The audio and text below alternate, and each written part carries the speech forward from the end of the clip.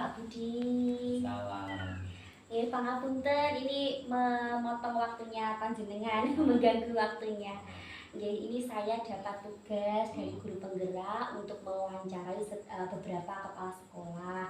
Dan yang paling dekat adalah jenengan untuk bagaimana selama ini panjenengan mengambil keputusan. Kan yang namanya sekolah itu keputusan tertinggi katakanlah ada di kepala sekolah. Nah ini saya ingin menggali informasi dari panjenengan mengenai pengalaman panjenengan dalam pengambilan keputusan.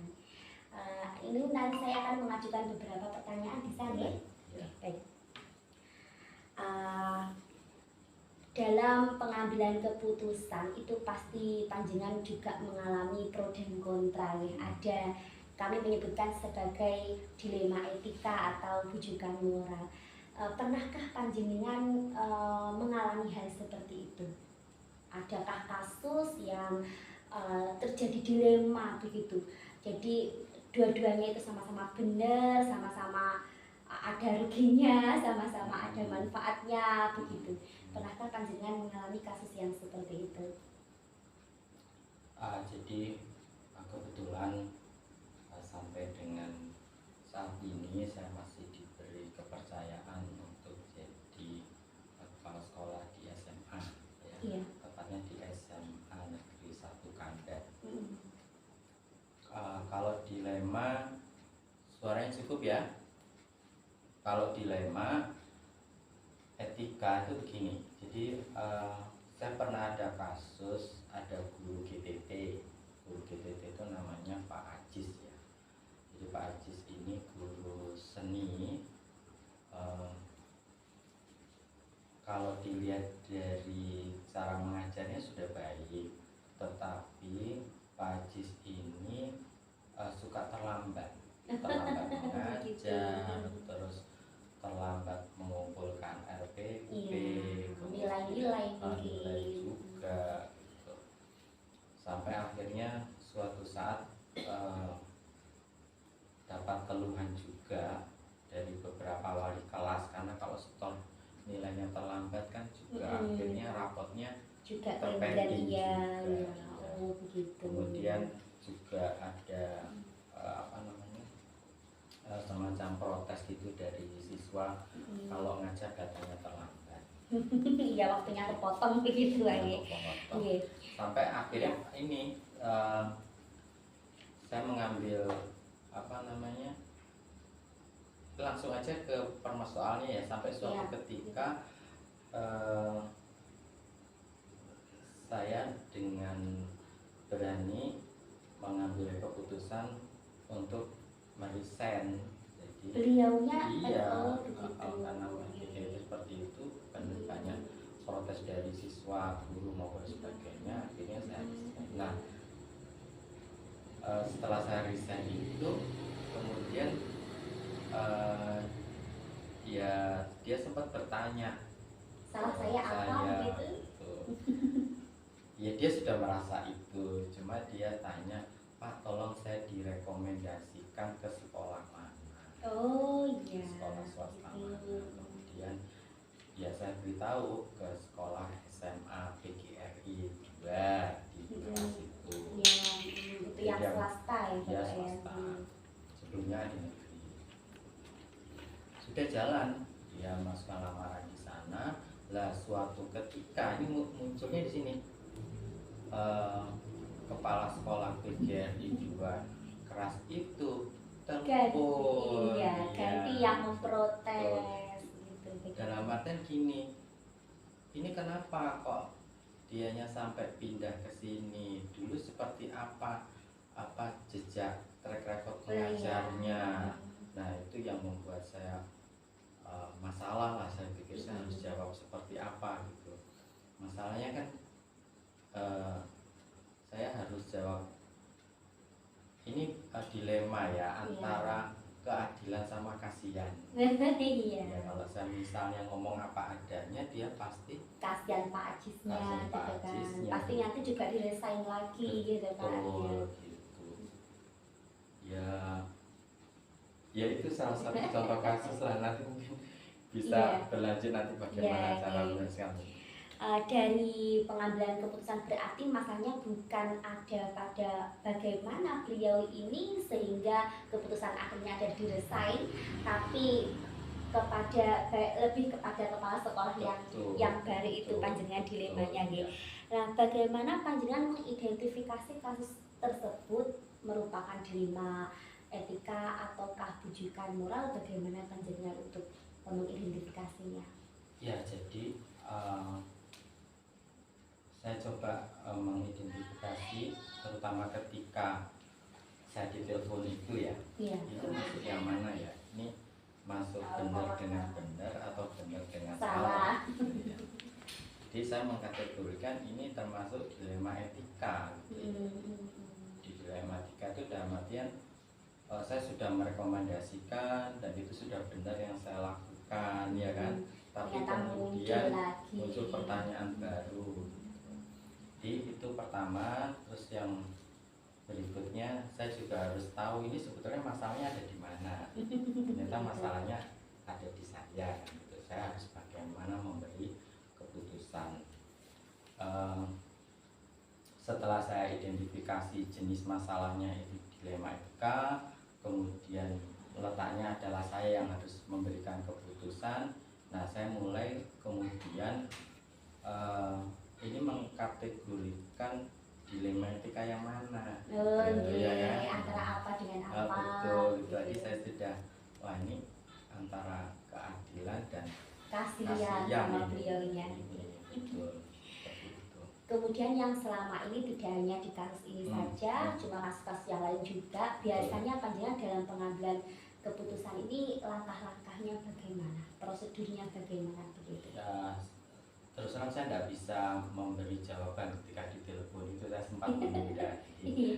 Saya bilang nantilah besok atau bagaimana bisa diskusinya biar lebih enak. Nah, itu saya manfaatkan diskusi. Kebetulan saya punya waka itu saya ajak rembuk. Saya pikir kalau ini saya pikir sendiri juga susah. Jadi dari waka itu saya rembuk, saya mintai pendapat. Bagaimana baiknya saya harus bisa menjawab itu. Yang biasanya saya lakukan. Oh begitu, melibatkan diskusi. Dari wakil kepala gitu. Kemudian hal apa yang menjadi tantangan dalam panjenengan mengambil keputusan itu? Untuk yang kasus tadi itu tantangannya ya dua itu ya. Jadi bingung ya, jadi antara mana yang harus saya dulukan gitu. Saya kasihannya atau adil ngomong apa adanya gitu. Iya betul Pak. Itu tantangannya. Dua-duanya juga kasihan itu Pak ya, dua-duanya betul. Kepala sekolahnya juga kasihan, beliau saya juga bayangkan kalau misalnya dia ditolak di seperti itu kan, saya juga ada kan nanti sebagai kepala rumah tangga misalnya dia punya anak dua, terus bagaimana? Iya betul. Ya. Kemudian apakah Anda memiliki jadwal tertentu dalam menyelesaikan masalah? Apakah langsung diselesaikan atau ada waktunya untuk menyelesaikan, ada jadwalnya begitu? Kalau jadwal tidak, kita fleksibel saja. Kalau misalnya saya jadwal kan berarti kepentingan teman-teman waka kan beda-beda. Jadi saya biasanya fleksibel. Ketika ada masalah kok kemudian ada waktu longgar, ya saya diskusi. Saya diskusi. Biasanya diskusi itu saya mulai dengan cari dulu apa latar belakangnya Pak Ajis itu apa, terus berapa banyak apa ya tanggung jawabnya dia di keluarga seperti apa, kemudian apakah perlu misalnya kita diskusi memberikan masukan pada Ajis, Pak Ajis misalnya kamu harus lebih disiplin ya, nanti tidak merugikan sekolah. Biasanya yang saya lakukan seperti itu. Adakah faktor-faktor atau mungkin orang atau mungkin siapa begitu yang sangat menurut panjenengan sangat membantu dalam mengambil keputusan. Biasanya panjenengan adakah orang yang biasanya jenengan apa namanya itu jonggol nih gitu, andalkan Ya, saya gitu. biasanya tadi tidak saya sampaikan lah. Saya biasanya kalau permasalahannya seperti dilema etika itu saya juga terkadang memanggil pihak. Oh Saya iya, yakin melibatkan pihak. jadi uh, saya juga punya keterbatasan dan saya yakin PK itu biasanya punya cara-cara Keterampilan tersendiri gitu. betul ya untuk menyelesaikan masalah. Begitu aja PK. Oh begitu nih. Ada lain mungkin selain guru BK yang Nggak ada. panjenengan Jadi libatkan? biasanya waka-waka itu Iya. kalau misalnya masih perlu ada pendalaman lagi, masukan lagi, saya panggil Guru-guru yang guru BK ya gini. Ya, kemudian dari semua yang kita bahas tadi dan dari pengalaman-pengalaman panjenengan selama ini dalam mengambil keputusan, pembelajaran apa yang panjenengan ambil dari sekian lama panjenengan menjadi kepala sekolah dan harus mengambil keputusan, itu pelajaran apa yang panjenengan ambil selama Jadi ini? gini, setiap kita menemukan sebuah masalah, maka menurut saya yang pertama, kembali lagi dari awal ya, jadi masalah itu harus dibedakan dulu. Kita harus bisa membedakan ini dilema etika, benar lawan benar, atau rujukan moral, Benar lawan benar salah. lawan salah. Kalau benar lawan salah, saya pikir dilihat lagi ke kode etik guru, dilihat lagi peraturan sekolah, saya pikir itu mudah karena rambu-rambunya sudah jelas.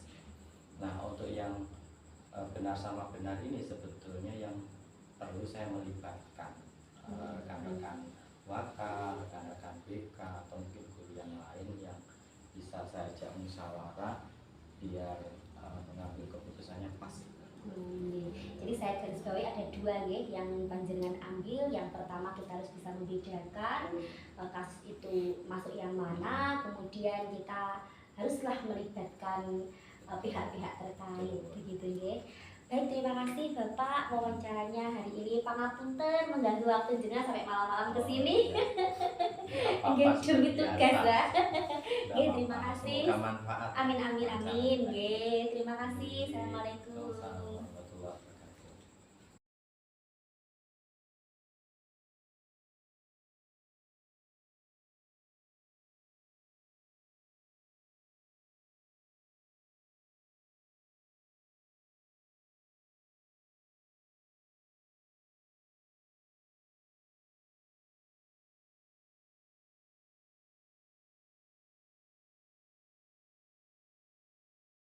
Assalamualaikum Bu Masuro. Waalaikumsalam.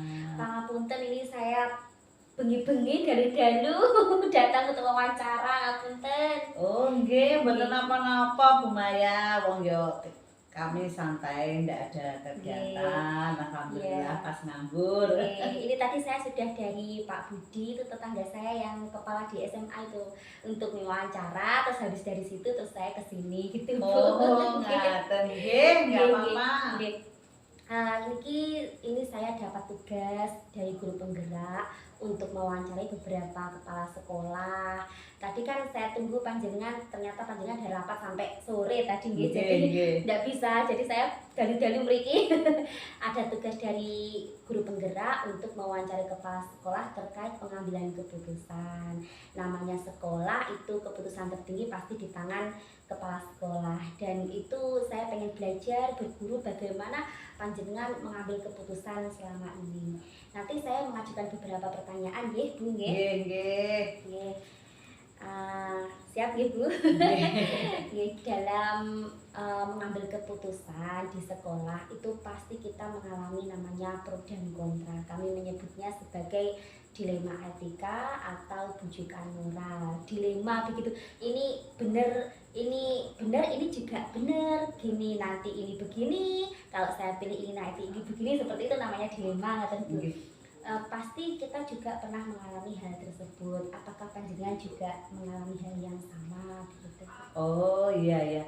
Gini, saya kebetulan jadi kepala sekolah sudah beberapa tahun Dan untuk seperti itu kami sering sekali mengalami masalah dilema seperti itu. Dan baru-baru ini aja kami barusan menerapkan jajanan yang ada di sekolah, bahwa di TK Kusuma Mulia Mesan itu kalau penjual bakul itu aja itu ada 15 rombong bakul 15 yang rombong iya untuk bakul yang TK gitu iya masuk ke dalam halaman sekolah.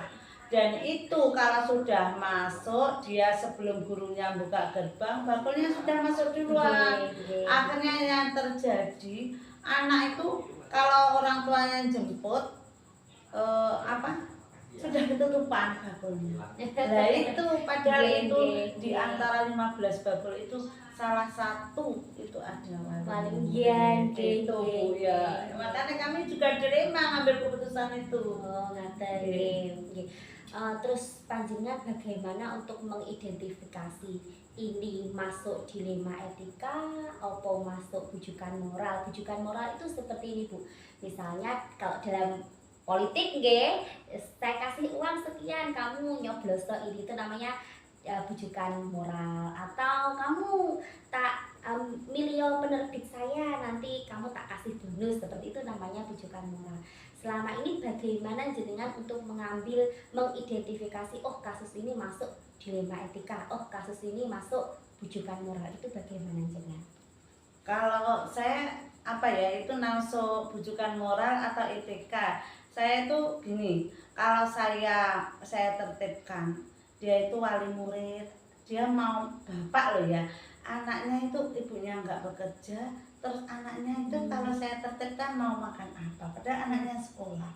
Tapi kalau tidak saya tertibkan, nah bagaimana nasib, padahal wali murid itu begini bilangnya, SPP di sekolah saya itu termasuk SPP yang sangat murah, tapi jajannya yang tinggi. Masa tiap hari iso 20-30 ribu, padahal SPP-nya aja kita tahu 20 ribu. Lah itu loh, kalau saya mikir bagaimana manfaatnya, apakah dia bisa, kalau saya tutup, saya larang, mereka bisa nggak bekerja di tempat lain? Oh, gitu. Berarti lebih kepada manfaat sama apa satunya, Bu? Ketidakmanfaatan. Iya. Kemudian dalam mengambil keputusan ini biasanya panjenengan langkah-langkahnya bagaimana? Terutama kasus yang itu tadi. Untuk kasus seperti itu, saya pertama bicara dulu dengan guru yang senior, guru yang lama-lama yang seusia saya. Oh iya, kalau guru yang baru-baru nanti kalau sama guru yang senior sudah oke, saya baru berbicara sama guru yang baru, komite yayasan gitu. Oh, gitu. Berarti melibatkan guru senior terlebih dahulu. Melibatkan guru senior dulu. Gitu. Jadi tidak panjenengan putuskan sendiri. Oh tidak, itu sekolahan bukan milik pribadi ya. Kemudian hal-hal apa saja yang selama ini menjadi tantangan, terutama kasus tadi, tantangannya apa? Tantangannya apa ya? Ya kita kalau ini kalau saya biarkan, maka kasihan wali murid itu. Kalau bakul itu saya biarkan 15 orang masuk, saya biarkan, kasihan wali murid. Wali murid itu ekonominya juga menengah ke bawah. Bagaimana dia anaknya gulung nangis tidak bisa membelikan. Kan saya kasihan. Berarti saya ambil keputusan aja dari rapat dengan senior, dengan guru-guru, manfaatnya lebih baik kita tutup aja, kita gerbangnya gerbangnya kita tutup, kita jaga, sepeda motor wali murid tidak boleh masuk, semua bakul dilarang masuk. Gitu kita lebih enak seperti itu. Jadi keputusannya memang ditertibkan. Wali murid tidak boleh berjualan di area sekolah. Kami sarankan berjualannya di tempat jarak 50 meter dari sekolah itu ada tempat yang ada solusinya. Jadi wali murid itu kalau ke sekolah juga nggak boleh masuk sepeda motornya, mereka jalan. Jadi disitulah tempat parkir sepeda motor wali murid itu, wali murid biar boleh beli jajan di situ. Gitu. 50 meter tadi. Gitu. Jadi mereka yang nggak punya uang biar nggak pakai parkir di situ, langsung anaknya diambil, anaknya kan nggak gulung tuh Bu. Gitu. Jadi Iya, kita iya. sama-sama, yang punya uang silahkan beli. Iya, Gitu loh. iya, begitu. Untuk kemudian lagi, apakah ada orang atau faktor lain yang biasa membantu jenengan dalam mengambil keputusan? Ada, yaitu komite, yayasan, Oke. semua guru. Oh iya, Itu yang diajak musyawarah yang gitu ya. kami ajak musyawarah setiap ambil keputusan gitu. Iya, begitu. Iya. Terus dari selama ini yang panjenengan lakoni sebagai seorang kepala sekolah dalam mengambil keputusan dalam kasus-kasus yang lain, pelajaran apa yang panjenengan ambil, patokan apa yang panjenengan ambil dari semua pengalaman Anda? Kami setiap permasalahan kami selalu mengedepankan rapat dengan komite, yayasan, dan semua guru. Baru setelah kita deal dengan semua guru deal, kita baru sosialisasikan ke wali murid. Inilah Bapak Ibu. Jadi besok seperti kasus tadi, besok kalau panjenengan ngantar dan jemput, tolong jangan parkir di area sekolah, kita jalan kaki. Panjenengan gimana, setuju? Oh iya Bu, setuju. Akhirnya setelah kami sosialisasikan, wali murid ternyata setelah berjalan, alhamdulillah Bu, mantap programnya. Anak saya nggak gulung lagi, anak saya yang biasanya batuk minum es sekarang alhamdulillah sudah tidak jajan es lagi gitu. Berarti bisa kami simpulkan bahwa pembelajaran yang panjenengan peroleh bahwa kita tidak bisa mengambil keputusan sendiri. Jadi harus dengan pendapat dari berbagai pihak, baik dan buruknya begitu. Iya, tidak bisa mengambil keputusan sendiri. Terima kasih Bu atas waktunya. Ngapunten dalu-dalu. Nggih, mboten napa-napa. Nanti kalau Nggih. lain kali kalau kesini enggak apa-apa, malam juga enggak apa-apa, siang di sekolah juga enggak apa-apa. Nggih, Siap, nggih, kami nggih. siap membantu. Nggih, terima kasih. Nggih, Inilah nggih. kepala sekolah saya yang mendukung program guru penggerak saya. Nggih, Nggih. nggih. Terima kasih Bu. Assalamualaikum. Waalaikumsalam, semoga sukses. Amin. Thank